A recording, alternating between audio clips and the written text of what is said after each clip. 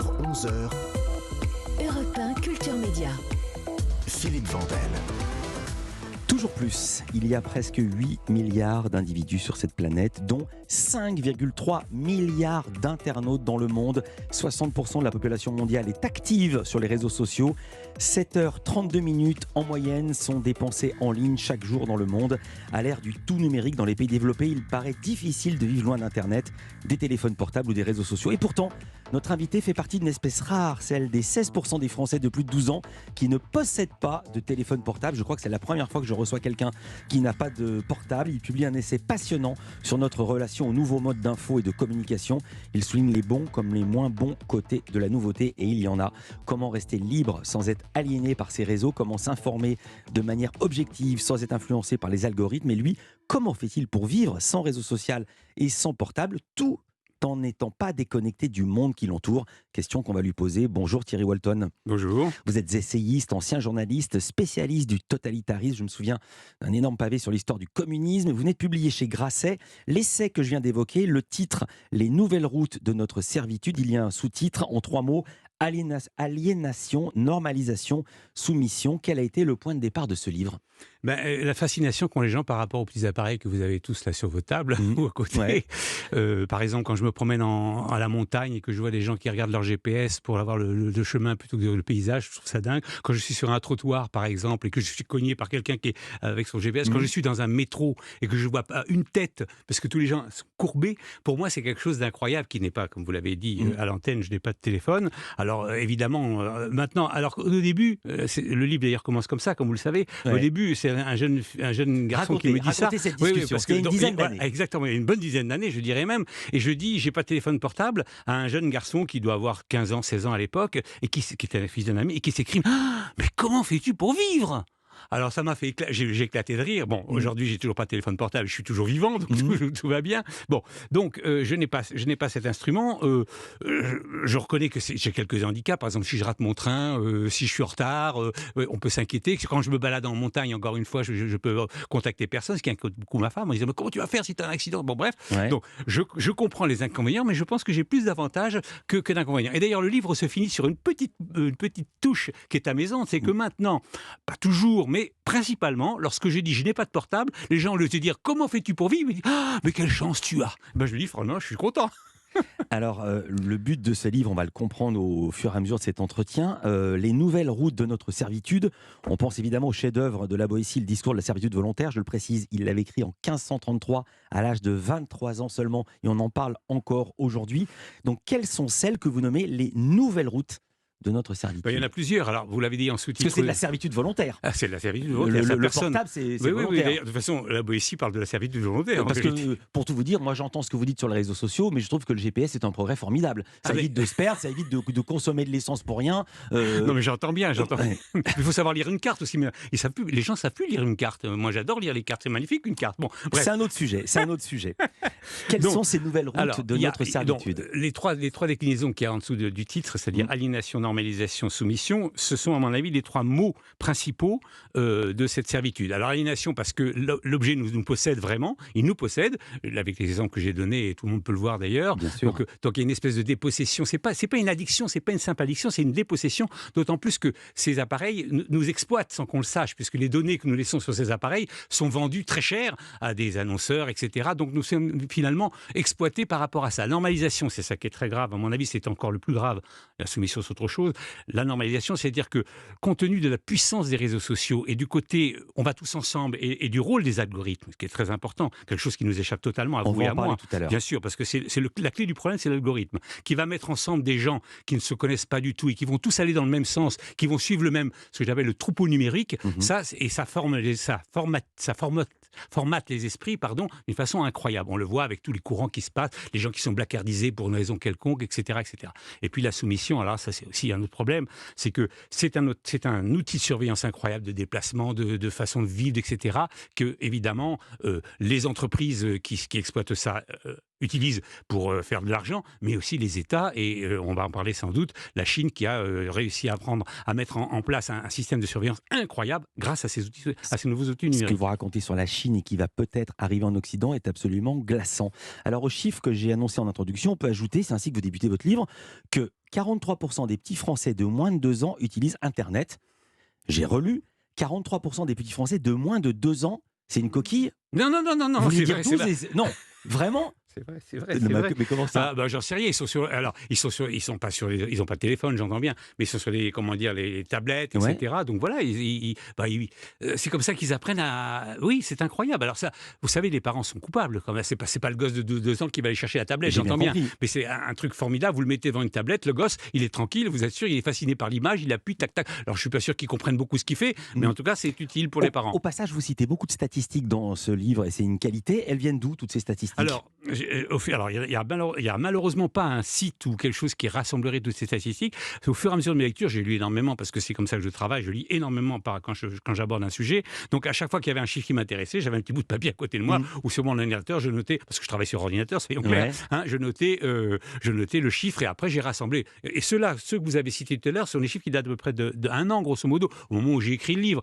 Vous pouvez tout augmenter. Forcément, ça va forcément en progression, jamais en régression. Je précise, vous n'avez pas de portable, mais vous avez un ordinateur et cet ordinateur est lui-même relié à Internet. Vous n'êtes pas non plus un Non, réfractaire à toute technologie. j'adore ça. Attendez, je suis un passionné d'information. À 15 ans, pour vous donner j'étais ici à Europe 1, qui était au même endroit, vous savez, c'est responsable premier, sûr. et j'ai assisté au journal de 13 heures, qui était dirigé par Paoli à l'époque.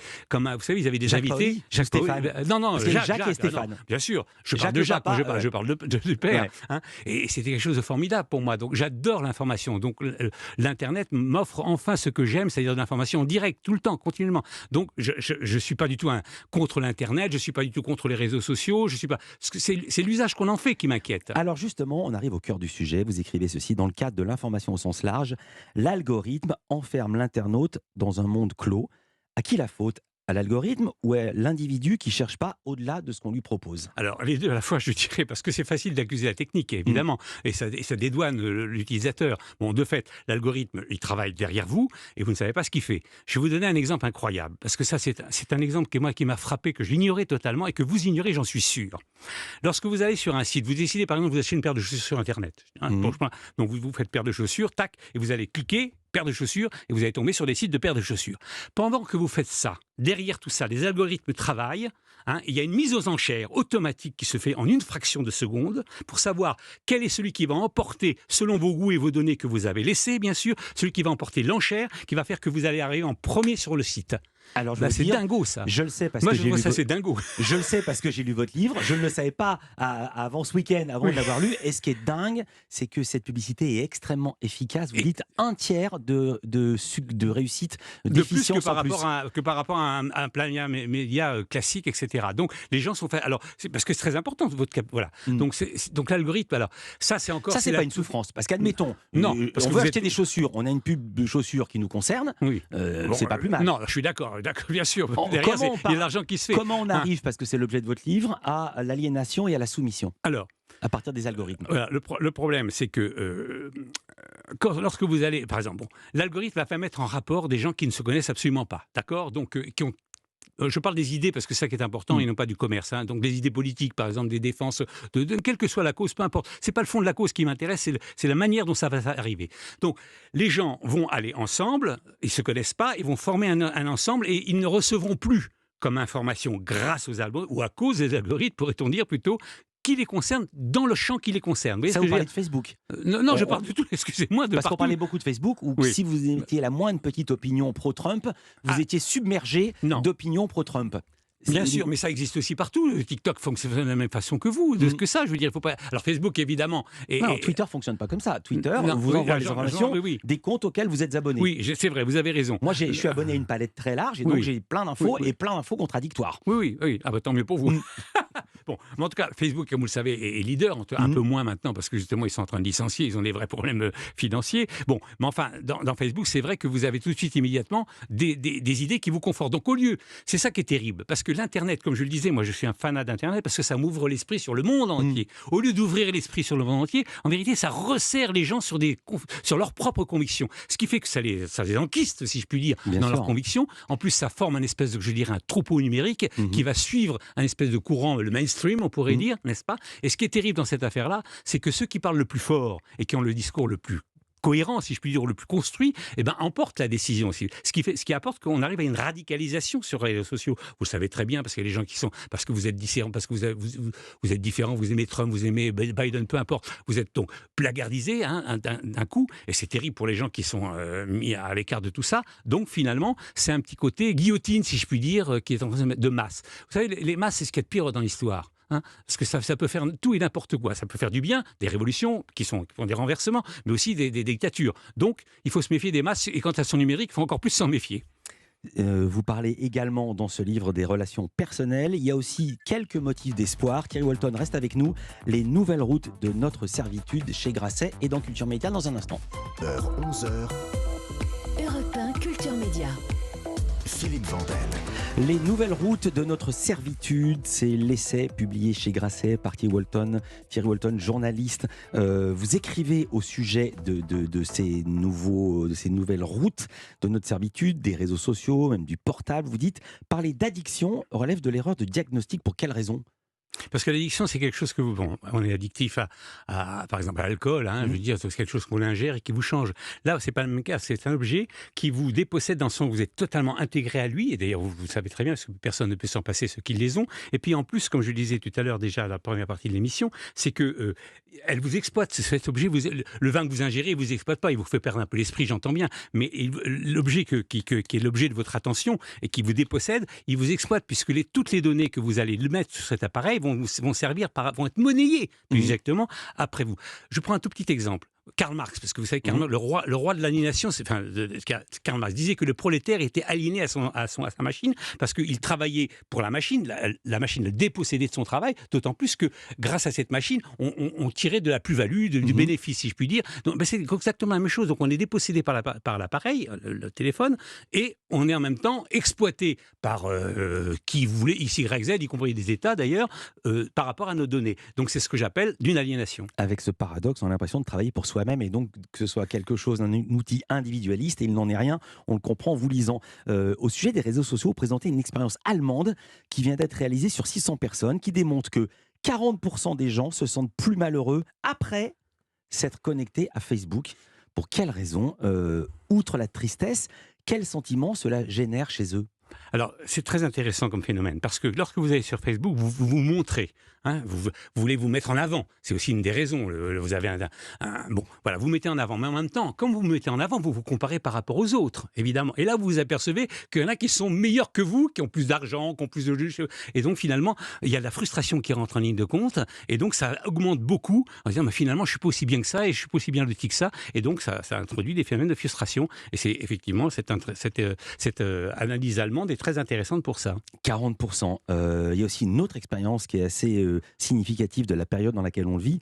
C'est un site de rencontre qui s'est amusé à mélanger les match scores. Alors d'abord, expliquer ce que sont les match scores. Ils ont inversé les données. Oui.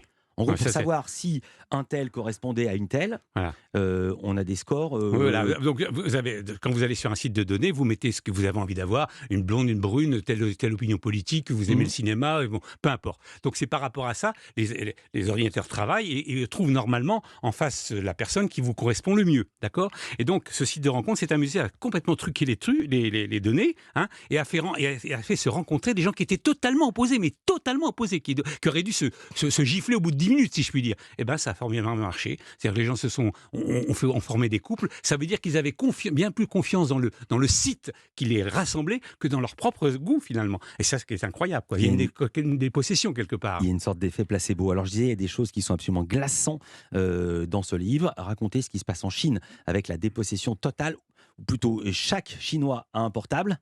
et on a l'impression que ce portable appartient au Ah, mais il au appartient parti. totalement au parti. Vous avez un crédit social sur ce. Donc, toute infraction que vous faites, traverser au rouge au lieu de au bon endroit, dire je sais pas n'importe quoi, jeter vos poubelles pas dans la bonne poubelle au lieu bon, bref, il y avait un crédit. C'est vu, et crac, vous perdez des crédits. Avec ce crédit-là, vous pouvez, si vous avez perdu trop de crédits, vous pouvez plus vous déplacer, vous pouvez plus prendre le train, vous pouvez plus, etc., etc. Vous pouvez plus avoir le crédit bancaire, etc., etc. Donc, c'est un formidable outil de surveillance. Bon, voilà. La Chine, c'est un totalitarisme, c'est une démocratie qui n'a de démocratie que le nom.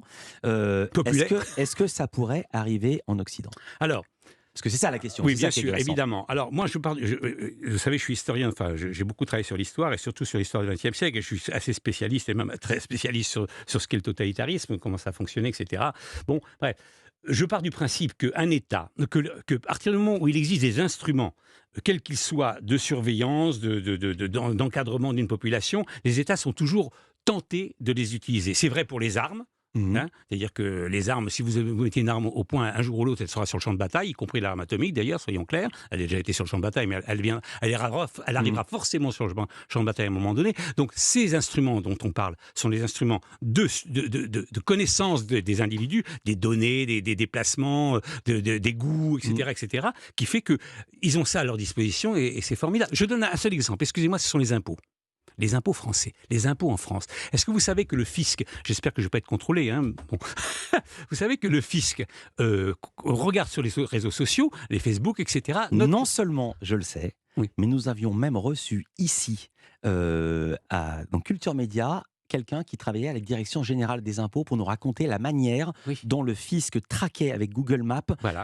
les territoires vus d'en dessus pour voir qui avait une Les piscine piscines, qui bien n'avait sûr. pas été déclarée. Bien sûr, donc voilà, mais là, ça c'est les drones. Mais vous avez aussi, ils regardent sur les réseaux sociaux, vous avez une photo, vous vous présentez devant une piscine, tiens, c'est lui, il a une piscine, il l'a déclaré. On regarde, ah oui, il l'a pas déclaré, bim, un contrôle fiscal. Donc c'est quand même incroyable, si vous voulez. Moi, je trouve ça incroyable personnellement. Bon, donc vous voyez que c'est très pernicieux. Il y a une entreprise américaine, excusez-moi, qui s'appelle Clearview, qui actuellement récolte toutes les photos qui sont mises sur les réseaux sociaux, n'est-ce pas, pour faire une banque de données qu'elle revend aux États.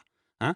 Donc vous avez 2 milliards de photos qui sont disponibles et à partir de ces photos, les États peuvent mettre en place des portraits robots qui leur permettent d'identifier les gens dans les aéroports, etc. D'accord. Dans votre livre, merci beaucoup. Il est très largement. Je vous dis merci parce qu'en même temps, j'aimerais pouvoir avoir encore 1 heure devant moi pour parler avec vous, Thierry Bolton. Je veux juste dire qu'il est beaucoup question d'écran, mais assez peu de télévision et de radio que vous extrayez de ce mal qui semble. Mais oui, parce que c'est être pas du tout les la même réseaux chose. sociaux. Vous êtes libre quand vous regardez la télévision, vous pouvez zapper d'un truc. Mais là, ça vous absorbe. C'est pas du tout le même rapport. On est bien d'accord. Et la radio, pareillement. Merci beaucoup, Thierry Bolton. Je rappelle votre essai « Les nouvelles routes de notre servitude » paru chez Grasset, Aliénation, Normalisation, Soumission. Merci d'avoir été avec nous. On va se retrouver dans un instant avec une émission politique et satirique. On parle de télévision, qu'on est déjà à sa 16e saison à la Revue de Presse. Elle a ce site particulier qu'elle est en direct et qu'ils reçoivent des hommes politiques. On sera avec Bernard Mabille, l'humoriste, et le présentateur Jérôme Deverdière, mais aussi Bruno Donnet qui nous rejoint pour ses télescopages. À tout de suite sur Europe